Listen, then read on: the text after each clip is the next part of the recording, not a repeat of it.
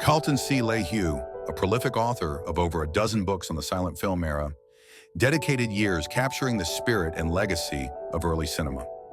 Through his insightful and meticulously researched works, Lahue helped shape the understanding of silent film history, inspiring future generations of film historians and authors.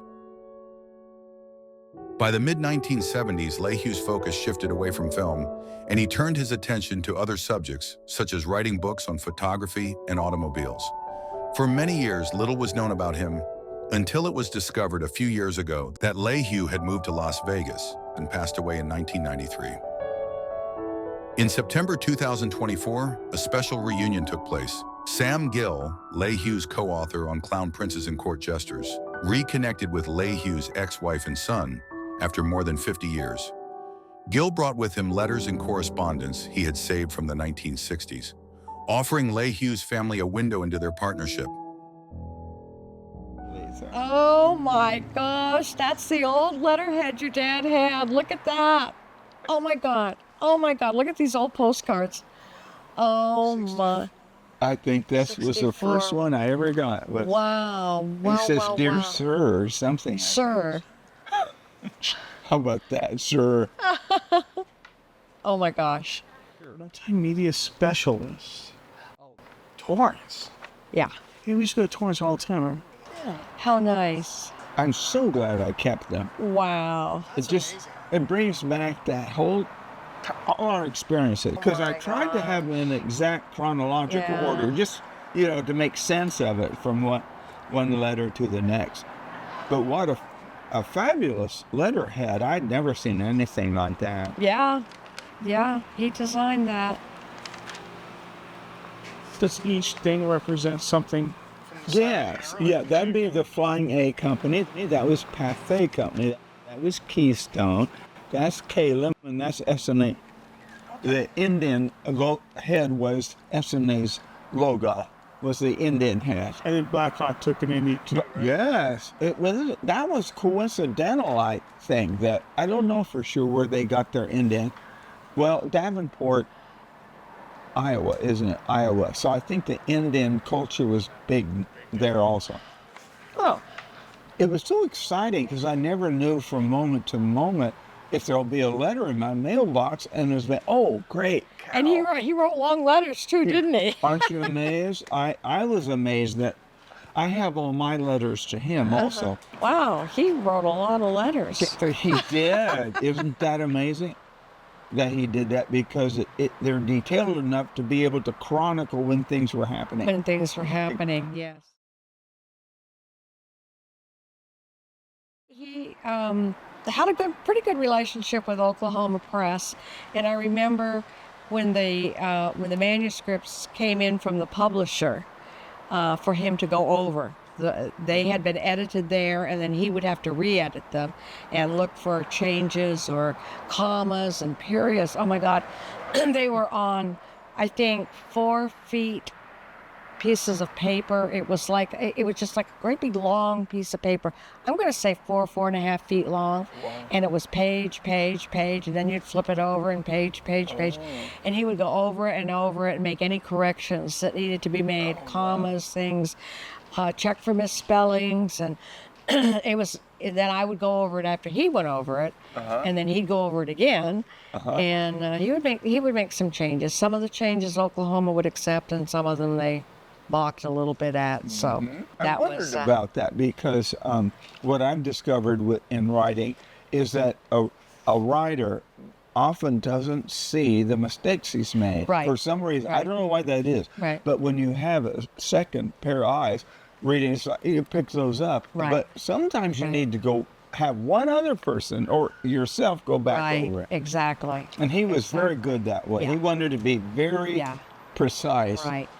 So when you two met each other, you knew that he was in the process of doing Continued next week. So what did you think about that? Crazy. I had never seen a silent movie, and I thought, why, when we have talkies?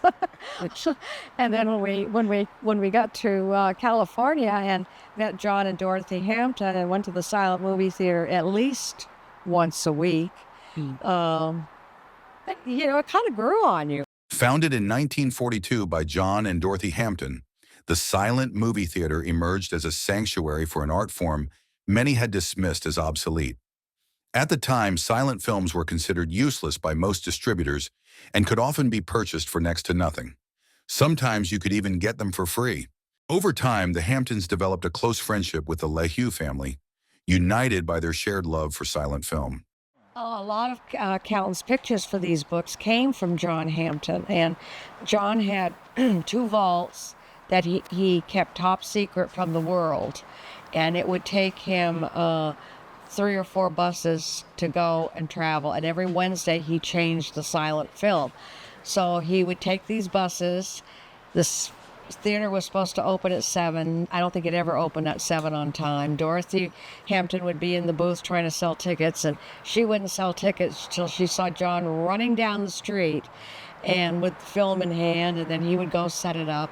And then sometimes during the day, if Kalton needed pictures from a certain film, John would have a special showing for him. And my guess is, because Kalton was also into photography, that he probably took some pictures from those films, and that made it into the book. And John was also a wealth of information for him on a lot of the actors and actresses and directors. And I think you mentioned he was originally from Oklahoma. Came out here after World War II, and I think fairly soon after they got out here, started the silent movie theater. And you mentioned that John had already purchased 2 Kodascope libraries. 2 Kodascope libraries. John was a conscientious objector during World War II, and he actually ended up in prison in Oklahoma for a few years, and I don't know how long. I kind of think it was until the war ended, and then they let him out, and he and Dorothy came to California. We used to have John and Dorothy and his best friend for Thanksgiving and Christmas and Easter, because they had no family out here, and we didn't have any family out here. So I will look through and see, because I may have some pictures of those dinners. I don't have any pictures of Cal and me. If you have any, I'd love to see those, because we never thought about shooting each other. We wanted to meet and talk with the stars and then get pictures, but we didn't ever think about asking someone to shoot our picture. Right. So if you have any, it's going to be rare. Those will be rare. Those will be really rare. I have a box of old pictures, and I will go through them and take a look. Okay.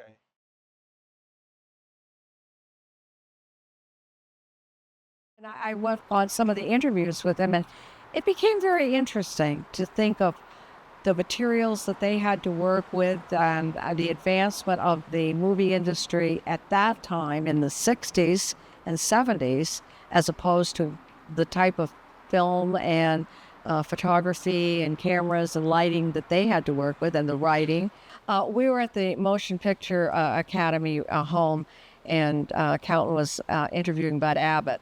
And as we were leaving, there was an elderly gentleman sitting in a wheelchair, and he took his cane and he went out and he literally tripped Kalton and said, "Who are you and what are you doing here?"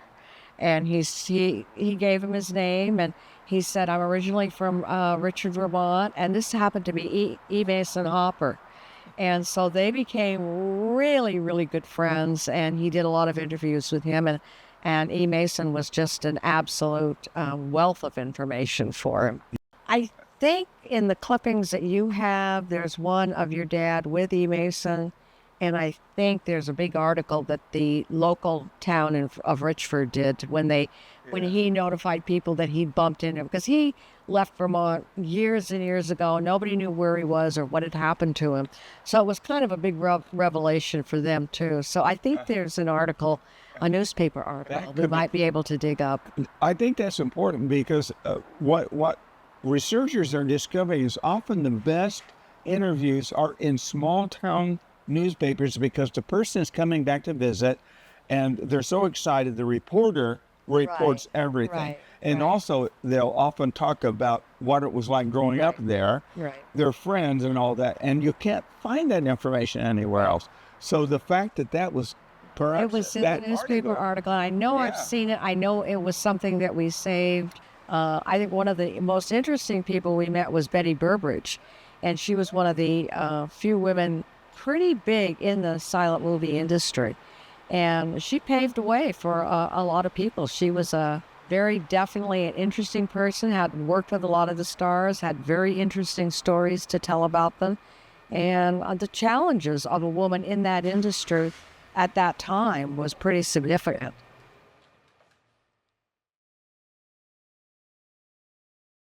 It seemed like you were traveling a lot. Weren't you? Different places or not? Not really. At that time, we were living in Mountain View, California. Mountain View. But we traveled to L.A. because we spent a lot of time at the library, motion picture library. In fact, that's where Kalton did all of his original research, going through the movie magazines of the time. And we both worked in there for hours at a time.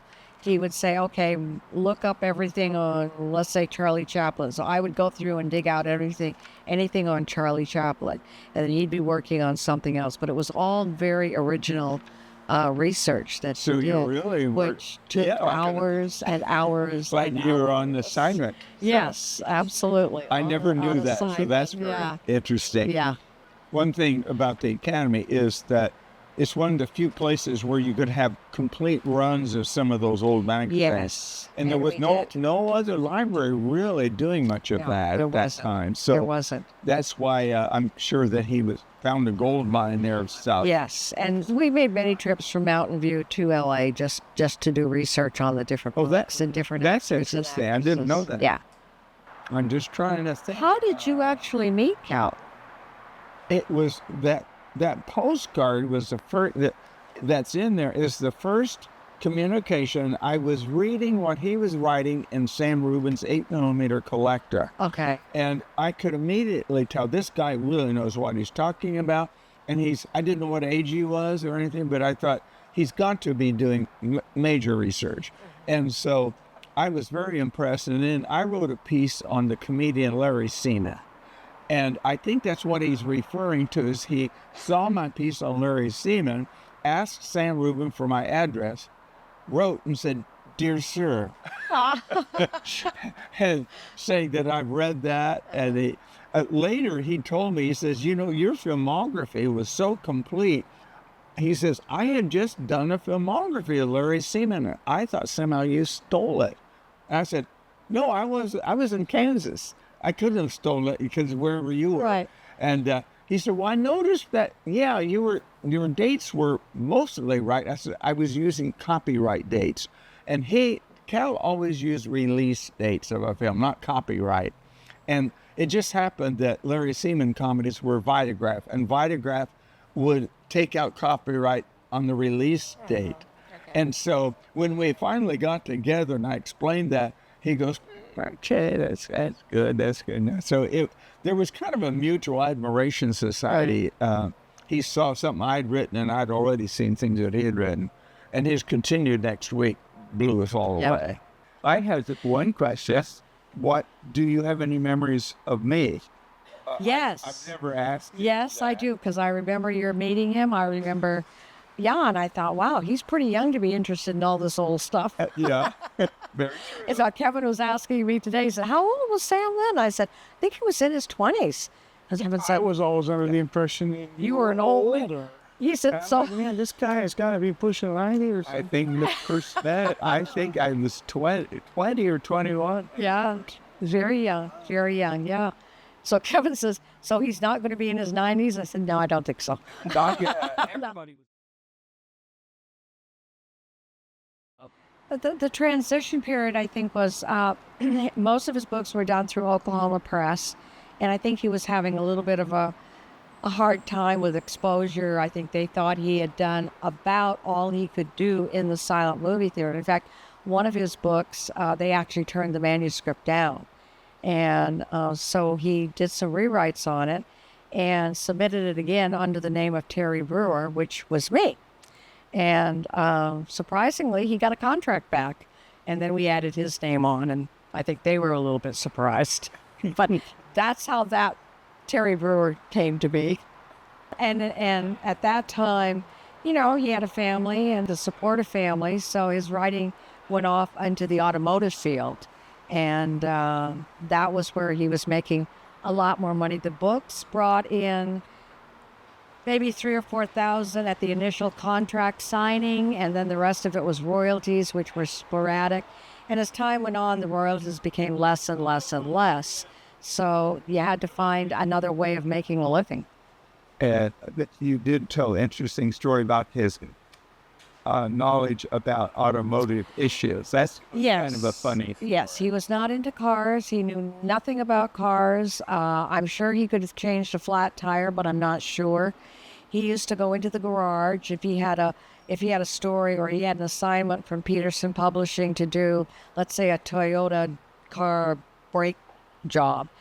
He would find one being done. He would go in with his camera and his tape recorder, and he would tape record the mechanic as he was doing the work and taking the pictures. And from the recording and the pictures, he would write the article. And everyone thought he was an expert on cars, but never saw him change oil. Never. I'm going to ask you for something, and I don't know if you've ever done this before. I'm going to have you sign my Cops and Custards book. Okay. Have you signed one of these before? No, I have not. Have you signed it as Terry Brewer and AKA. AKA, if you would. I'm going to Sure. have, can I borrow your pins? That's going to be an instantly rare book, I can tell you that. And just take the cap off. Yes, if you don't mind to sign it. Yeah.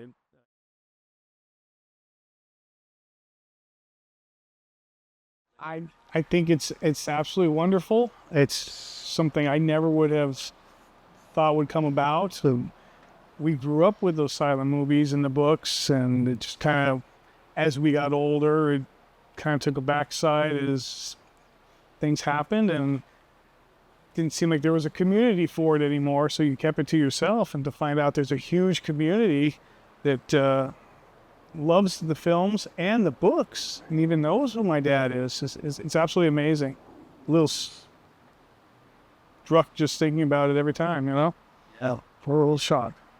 I think he would be so pleased, and I think he would be so totally shocked, because as he went into other types of writing, it seemed like there wasn't a lot of interest in the silent movies at that time. I think he would just be absolutely blown out of the water by this whole thing. He really would.